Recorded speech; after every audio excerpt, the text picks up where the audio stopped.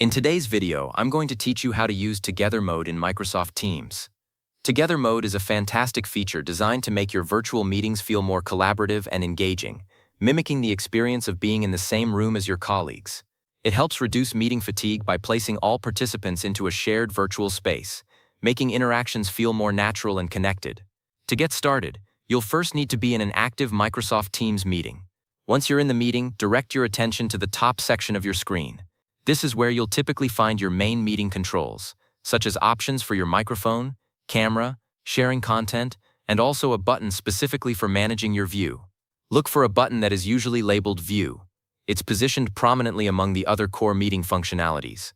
Clicking this View button opens up a crucial menu that offers various ways to display your meeting participants. This menu is where you decide how you want to visually experience the meeting. You might see options like Gallery View, which shows everyone in a grid, or Large Gallery View for larger meetings, and Focus Mode, which highlights only the presenter. Among these options, you'll find the gateway to activating Together Mode. Now that you've accessed the View menu, locate the option titled Together Mode. You might notice that it has a preview label next to it. This preview tag simply indicates that the feature is relatively new or still being refined by Microsoft, so it's an early access version, but it's fully functional and ready for you to use. Go ahead and click on Together Mode.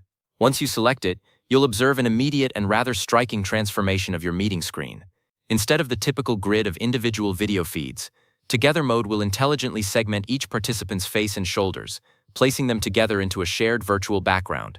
Imagine sitting side by side with your colleagues in a virtual auditorium, a conference room, or even a coffee shop. This visual arrangement creates a powerful sense of unity and shared presence. It helps minimize distractions from individual backgrounds, allowing you to focus more on facial expressions and body language, making conversations flow more naturally.